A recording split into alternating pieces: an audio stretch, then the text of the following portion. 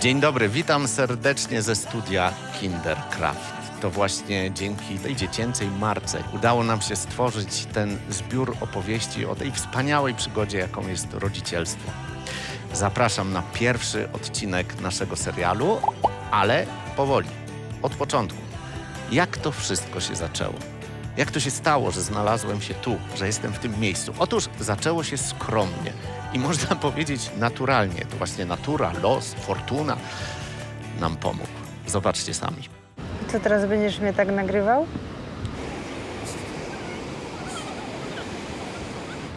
O czym myślisz? A o czym mam myśleć? Od 3 tygodni jestem w ciąży, mam mnóstwo myśli, pytań.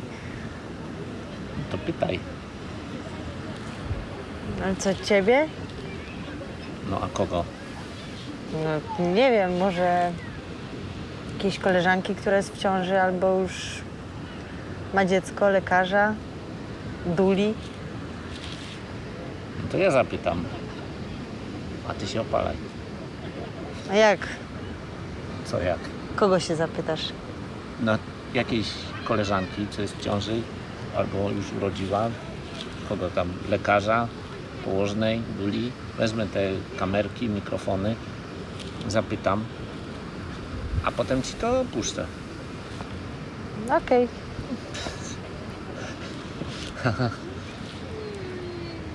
No dobra.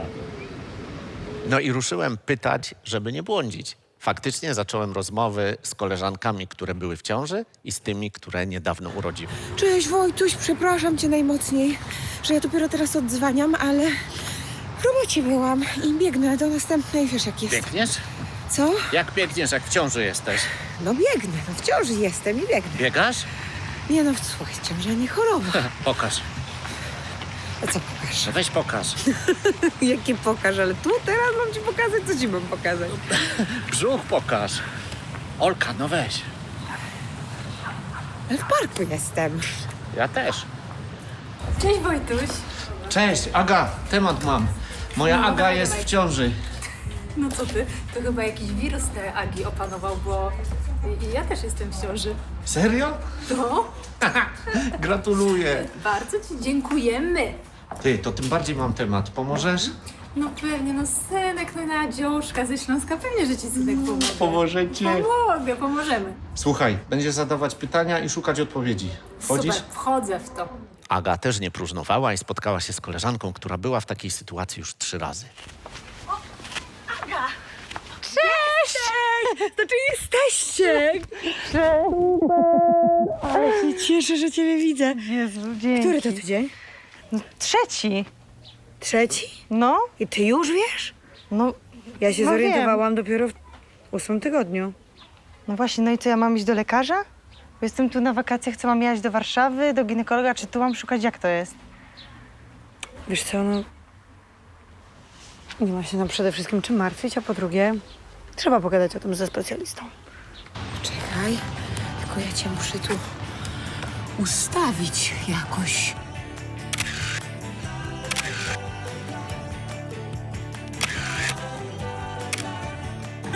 Dobra, słuchaj, dosyć tych głupów, jak biegnę, bo się do roboty spóźnię. Widzimy się po południu, pa! Ale się cieszę. A wyprawkę masz? Wyprawkę? No, a jak? Łóżeczko, wózek. Wózek właśnie, wózek, bryka, żeby było się czym normalnie o tej porze wozić się po mieście, prawda? A tak, to cała reszta spokojnie, a przede wszystkim ja na waszym miejscu bym, jeżeli jest taka możliwość, to zapytać ekspertów, bo to wiesz, bo to jednak, kurde, wiedzą lepiej, no. Łóżeczko turystyczne, fotelik, no taki pierwszy nosidełko, bo inaczej bez niego nie wyjdziesz w ogóle ze szpitala.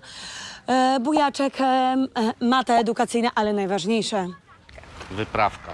Wyprawka, Wojtek, ty się nie przejmuj, ty Adze powiedz, No. że najważniejsza rzecz, którą trzeba załatwić w pierwszej kolejności, to jest fotelik. Dlaczego? Dlatego, że bez tego cię ze szpitala normalnie nie wypuszczą. Nie wypuszczą? Nie wypuszczą.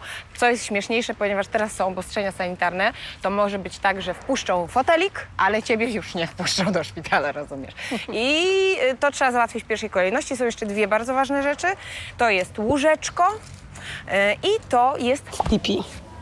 A co to jest? Tam schowasz się przed dzieckiem. Jak jesteś Jeżeli jest taka możliwość, to zapyta się ekspertów, bo to wiesz, bo to jednak, kurde, wiedzą lepiej, no. Trzeba pogadać o tym ze specjalistą. To był moment, w którym uświadomiliśmy sobie, że jako tak zwane osoby znane mamy łatwiejszy kontakt z osobami, które posiadają wiedzę, która to wiedza odpowie na nasze pytania i wątpliwości rodziców. Pewna znana, duża marka dziecięca zainteresowała się naszym wideopamiętnikiem. Jadę właśnie na spotkanie. Zobaczymy, co z tego wyjdzie. I tak poznaliśmy ekspertów z Ginekologiczno-Położniczego Szpitala Klinicznego Uniwersytetu Medycznego w Poznaniu. Dyrektor szpitala profesor dr habilitowany Maciej Wilczak, ginekolog-położnik. Doktor nauk medycznych Rafał Iciek, ginekolog. Profesor Jan Mazela, pediatra, neonatolog. Doktor Katarzyna Wszołek, położna, edukator do spraw laktacji.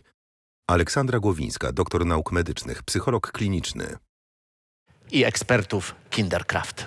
Linda Puławska, Barbara Chojan, Joanna Mołdrzyk, Tomasz Rutkowski.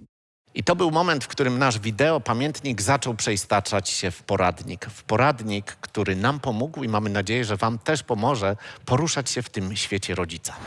Aga, mamy specjalistów. Możesz pytać, ile chcesz. To znaczy po kolei. Co byś tak na początek chciał wiedzieć? Chciałabym na przykład wiedzieć, No, kiedy po raz pierwszy powinnam wybrać się do ginekologa. okej. Żeby to nie było ani za wcześnie, ani za późno. Aha. Kiedy jest USG, kiedy jest kolejna wizyta, tak żeby ktoś to ułożył na całą ciążę. Okej.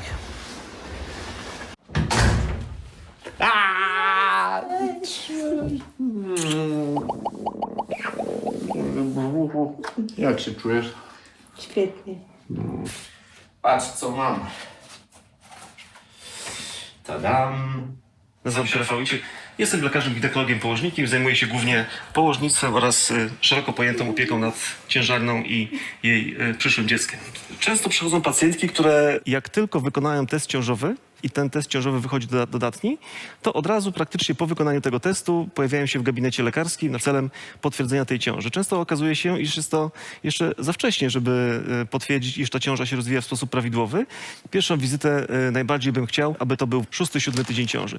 A informacje, które ja potrzebowałbym pewnie takie ogólne dane z wywiadu lekarskiego, czyli właśnie o regularności cyklu miesiączkowego, o współistniejących chorobach. To bardzo ważna to informacja, którą uzyskuję od pacjentki, czy ta pacjentka jest pacjentką zdrową, czy być może ma jakieś przewlekłe choroby, które mogą wpływać oczywiście w bardzo szeroki sposób na rozwój, zwłaszcza wczesnej ciąży. Zakładamy tak zwaną sytuację optymistyczną, wariant optymistyczny, że pacjentka przychodząc do mnie na pierwszą wizytę z dodatnim testem ciążowym, a jeszcze bardziej optymalnie byłoby, gdyby ta pacjentka na tą wizytę przyszła do mnie na przykład z wynikiem tak zwanego beta-HCG, czyli hormonu ciążowego, który świadczy o obecności ciąży. Mam duże prawdopodobieństwo wtedy, iż pokażę tej pacjentce tą ciążę żywą już na aparacie ultrasonograficznym. W cudzysłowie oczywiście żywa ciąża.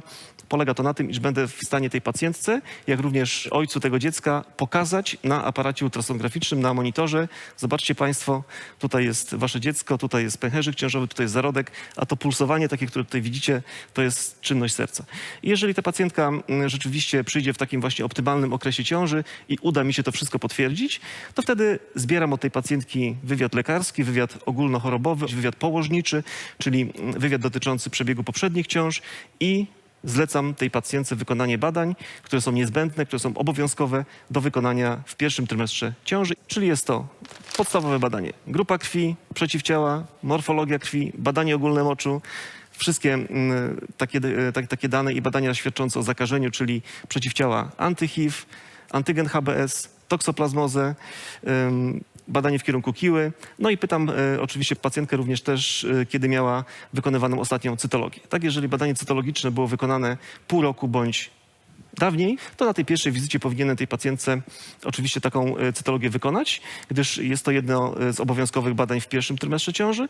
No i oczywiście też zlecam pacjentce badanie glukozy, czyli cukru na czczo. I to jest jakby taki najbardziej optymistyczny wariant, który chciałbym, aby występował w każdej pierwszej wizycie ciężarnej w moim gabinecie. Zapraszam tą pacjentkę na kolejną wizytę w ciągu tygodnia, czy być może 2 tygodni z tymi wynikami, żeby określić, czy one są prawidłowe, a jeżeli nie, to wykonać odpowiednie zlecenia i oczywiście wykonać badanie ultrasonograficzne, po raz kolejny potwierdzając wizualnie, iż ta ciąża się rozwija prawidłowo. No słuchaj, jestem po tej pierwszej wizycie i pan doktor powiedział, że wszystko jest okej. Super. I jeszcze zlecił mi te wszystkie badania, a za 2 tygodnie mam być z wynikami. Super. No, no to pa. Pa. I co, teraz ty mnie będziesz nagrywać? No, ciebie i siebie. Mam taką aplikację, że będziemy oboje. Bez jaj. O czym myślisz? Serio? No. Nie, po prostu myślę o tym, że faktycznie fajnie o tym wszystkim rozmawiać. W sensie ty, że rozmawiasz sobie z tymi koleżankami, które są w ciąży albo już urodziły, że ja z nimi rozmawiam, że mogę rozmawiać z tymi ojcami, którzy czekają na te dzieci. No, że fajnie o tym rozmawiać, no o tym myślę. No to rozmawiajmy o tym. No ale my przecież rozmawiamy o tym. No ale nie my, tylko my z tymi koleżankami, które są w ciąży, z lekarzami. No dobra. I tak powstał cykl Niebłahe rozmowy o rodzicielstwie. Niebłahe rozmowy o rodzicielstwie. Nasza pierwsza ciąża była bardzo wyczekiwana i bardzo chcieliśmy już mieć dziecko i rzeczywiście Zosia była taka wyczekana, upragniona. Myślę, że mogę powiedzieć, że chyba testy, zanim w ogóle byłam w ciąży, robiłam sobie co tydzień. Jeszcze nawet właśnie zanim w ogóle zaszłam w ciążę. Więc byłam bardzo zdeterminowana, żeby mieć dziecko i nie było mi łatwo. Ale kiedy jak to się mówi, zaskoczyło, wiedziałam dość wcześnie. Myślę, że to był 4. tydzień.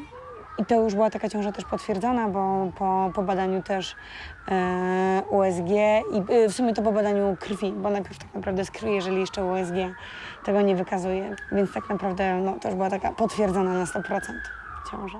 To jest trudno uwierzyć, bo ja w pierwszą ciążę zaszłam mając lat 24 i ja wiem, że niektórym tam jest trudno uwierzyć, ale ta ciąża była zaplanowana, więc jakby absolutnie nie spodziewałam się takiego wyniku testu, bo to było upragnione i zaplanowane i chciane. Jedyne, co mnie w sumie zaszokowało, to to, że tak szybko mi się udało ten cel osiągnąć, bo byłam, biorąc pod uwagę to, co się dzieje i że bezpłodność niestety zaczyna być powoli chorobą cywilizacyjną. Przynajmniej tak to wygląda wśród bardzo wielu moich znajomych, którzy latami się o swoje dzieci starali. Ja chciałam i mam! Po prostu. I jakie fajne mam. I to tyle w tym pierwszym odcinku naszego serialu. Zapraszamy na odcinki kolejne. Więcej informacji znajdziecie na stronie kindercraft.pl/serial. Kindercraft. Easy with kids.